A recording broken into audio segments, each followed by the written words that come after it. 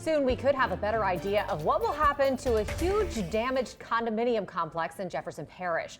Metairie Towers has been empty since Hurricane Ida. It was put up for sale a few months ago, and its owners are about to decide who will get it. Rachel Hanley has more.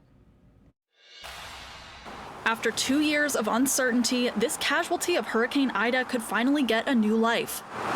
Metairie Towers has been up for sale since October of this year. Friday was the deadline for developers to send in proposals for what to do with it.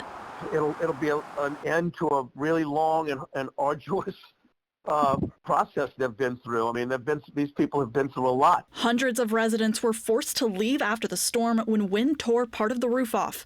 A few months later, a contractor flooded the building, causing even more damage. It was a terrible situation. Pete Breslin's sister Mary owned a unit at Metairie Towers. Like other residents, she was told she'd be back in a few months, then a year. They were very restrictive as to what they would give us access to.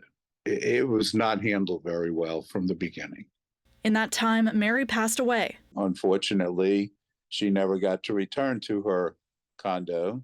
Now Breslin is in charge of the condo, and he hopes the sale will go more smoothly than the past 2 years of chaos.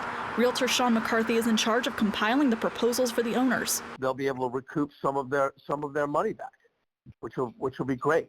And it's not just owners who will be affected by whatever ends up happening to Metairie Towers. The building sits on a large property on a busy part of Metairie Road. It's sat vacant for too long. Besides the prime location, Parish Council member Jennifer Van Vranken says JP is in need of more of the kind of housing that Metairie Towers provided.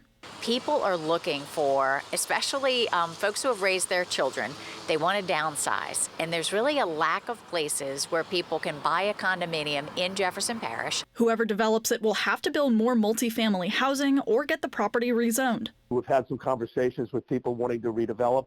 We've also had some interest with people tearing it down. As for the price tag, the board hasn't seen the proposals yet, and the president says the money will depend on whichever project wins. Even if it's too late for his sister, Breslin is counting on a fair deal. I hope to recoup the losses on behalf of my sister's children and grandchildren. Rachel Handley, WWL Louisiana. The president of the board says he and board members will start reviewing those proposals on Monday. He doesn't know how long that process could take.